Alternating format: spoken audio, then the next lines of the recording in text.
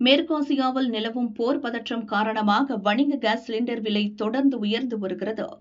19 kilo எடை கொண்ட வணிக கேஸ் சிலிண்டரின் விலை இன்று ஒரே நாளில்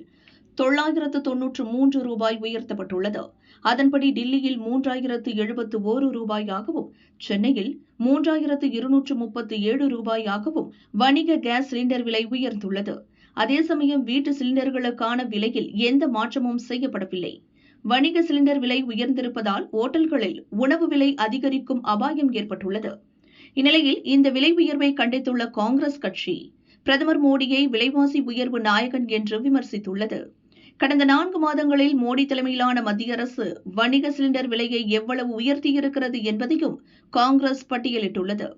அதன்படி கடந்த ஜனவரியில் ரூபாயும், பிப்ரவரியில் ரூபாயும் உயர்த்தப்பட்ட வணிக சிலிண்டர் விலை மார்ச் மாதத்தில் ரூபாய் உயர்ந்துள்ளது. ஏப்ரல் 1ஆம் தேதி ரூபாய் உயர்ந்த வணிக சிலிண்டர் விலை மே மாத தொடக்க நாளான இன்று ரூபாய் உயர்த்தப்பட்டுள்ளது. இதன் மூலம் 4 மாதங்களில் மட்டும் ரூபாய் வணிக சிலிண்டர் விலை உயர்ந்துள்ளது. இந்த ஆண்டில் இன்னும் 8 மாதங்கள் மீதமிருப்பதாகவும் காங்கிரஸ் கட்சி சுட்டிக்காட்டி விமர்சித்துள்ளது. தேர்தல் முடிந்தவுடன் மோடி அரசு அனைத்து பொருட்களின் விலையை உயர்த்தும் என்று லோக்சபா எதிர்க்கட்சித் தலைவர் ராகுல் அண்மையில் கூறியிருந்தார் என்பது குறிப்பிடத்தக்கது.